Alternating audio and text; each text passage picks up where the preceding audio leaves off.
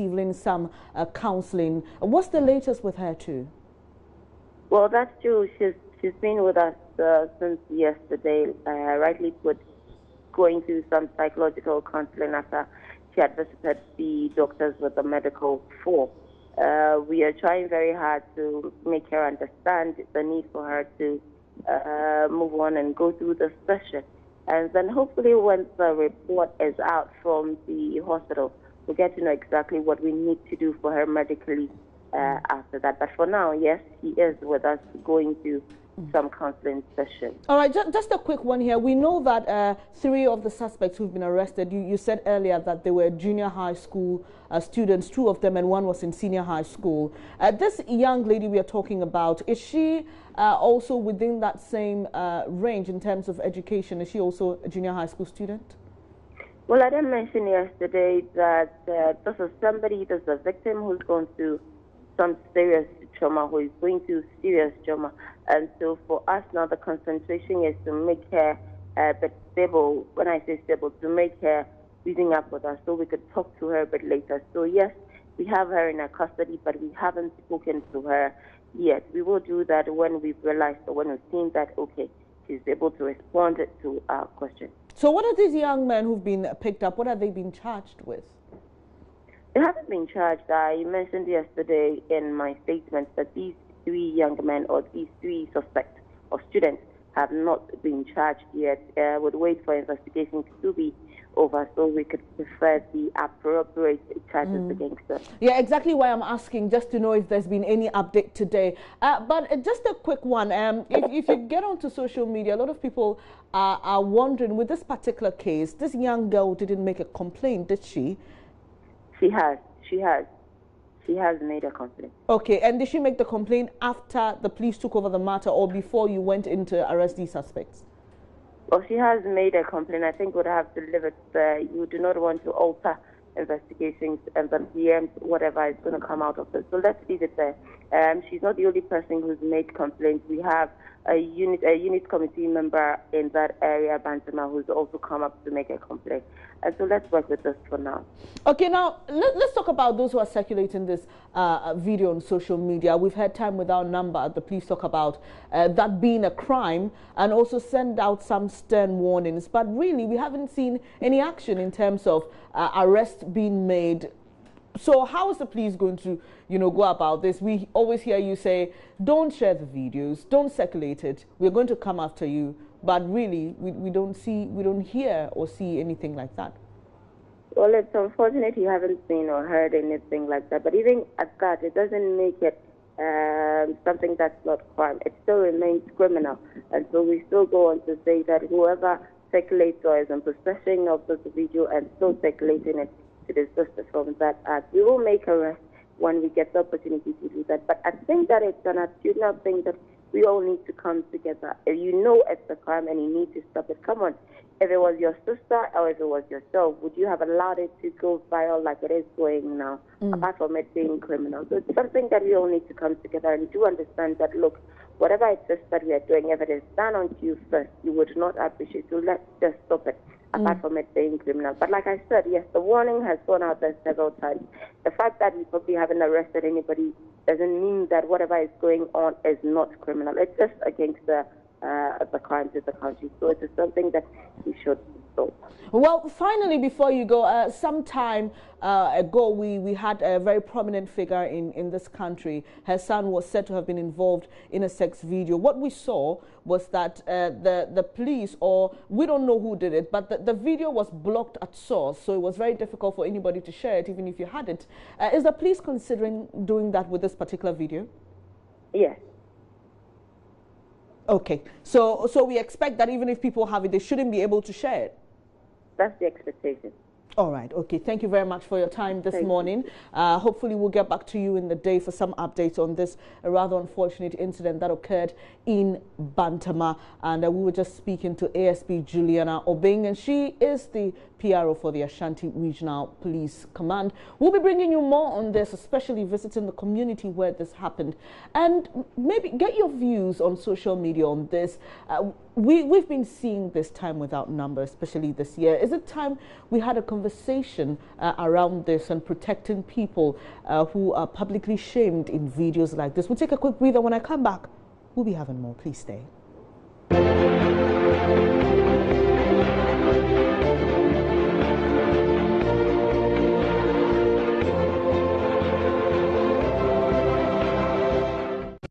I am Katie G, CEO of Adiade. Welcome to Adiade headquarters, where we make all the organic snacks that you love.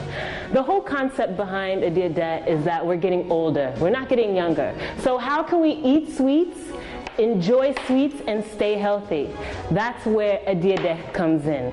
So get ready. I'm going to take you through the process and tell you how you can get Adiade for yourself. The Joy Business Van. On TV, radio, online, and on the ground. It's powered by Joy Business and supported by EcoBank, the Pan-African Bank.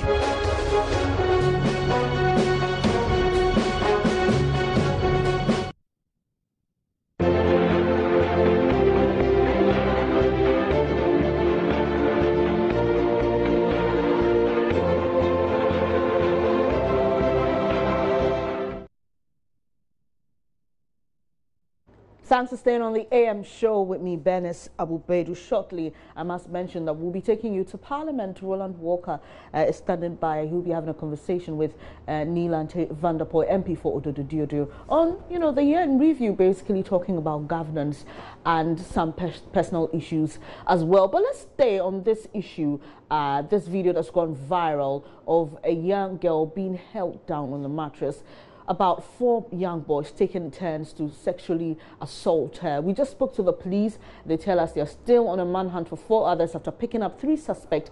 But now let's get the legal perspective of this and speak to Martin Pibu. He's a lawyer, and hopefully we can answer some legal questions lingering on our minds. Hello, sir. Thank you for joining us this morning.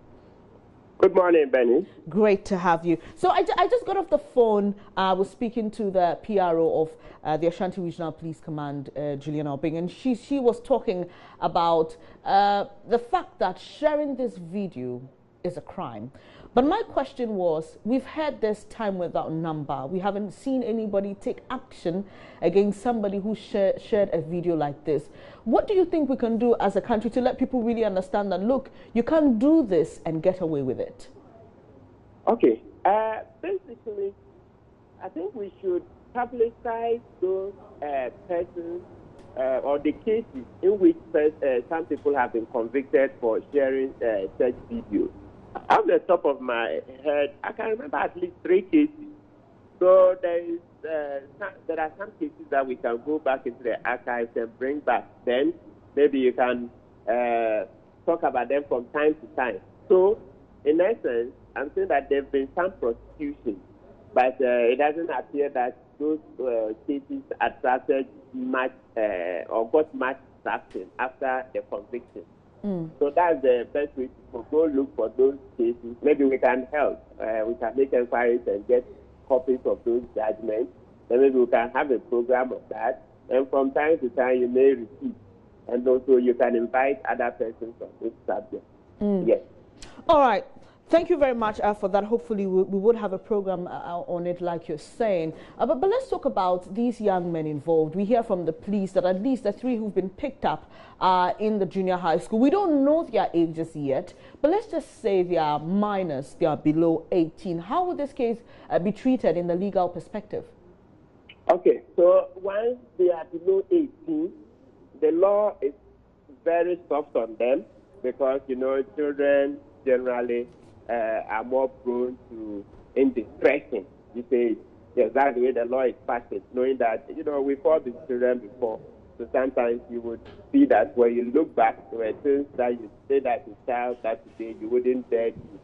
So for those who are below 18, under the law, if they are convicted, the maximum sentence will be 3 years. But if a person is to maximum, so meaning anything from 1 day in custody up to 3 years, not more. It can't be more than 3 years in detention. Then, for those who are above 18, for rape, the minimum sentence, that the person would get is 5 years, and the maximum is 25. So, yes, a judge can give 4 years if a convict is above 18 years. The minimum will be 5 years, and the maximum 25. But in practice, the Supreme Court has given some guidelines that when people are very young like this, it is not good to keep them away, in this case, for 25 years. No, you would have to come to the lower end of the scale so that they can come out and then contribute to society. And also the fact that when he comes out, the stigma, people seeing him around, it will serve as a warning to like-minded persons. So generally, you don't want to go to 25 for a very young person. But lawyer, we've had cases where minors were tried as adults, depending on the seriousness of the case involved. I don't know if you've seen this video or you've heard a description of what happened in that video. But do you think this is a case that could take that angle of minors being treated or being tried as adults based on the seriousness of the case? In our law, what we do is that the phrase minors being tried as adults, it has a very restricted meaning. That is when, so being tried, he's tried with an adult. If a minor is found to have committed a crime or alleged to have committed a crime with an adult, then they are tried together. So let's say in this, let's use a hypothetical example so that this video, it doesn't look like we are prejudging anything. Sure. So let's say 16 years old, and then he goes with Yao, who is 19, and then they allegedly raped Amina. Okay? So because Yao is 19, and Kwesi is 16, below 18, Kwesi should have been taken to the juvenile court. And then that place, there is a lot of, security about it. The trial is done in camera so that we protect the juvenile. But when Kwesi is involved in a crime with Yao, who is 19, as an adult, the case may go to the circuit court. But in the circuit court, in that place now, we've developed protocols so that because we is 16, the trial will still be done in camera. So that we need to see the fact that Yao is 19 doesn't mean, adulthood is a stage from 18 up to the time you die. So you see that when the person is 19, he still has a lot of childish tendencies in him. So it's good that our law has progressed. So even for the 19-year-old, when we go to court, they don't try it openly for people to come and see and make laugh at it. No, it's still done in chambers because we still need to protect them. These are young persons. We know what happens generally. Let's say the alleged rape somebody. The use of force is bad. It's against our laws and the rest. But you have to be careful that in the process of solving, you don't create more problems and make them hardened criminals. So that is the context. All right. So I chanced on a Facebook comment, and I'm sure that sentiment will be shared by a lot of other people in the country and on Facebook. Earlier this month or late last month, I can't really remember, we saw a video of a young girl who was being beaten up by a group of girls. And now we saw this video of this young girl who's allegedly being gang raped by a group of boys. Now, for this person on Facebook, it's as though the police service is picking and choosing what to try without a complaint.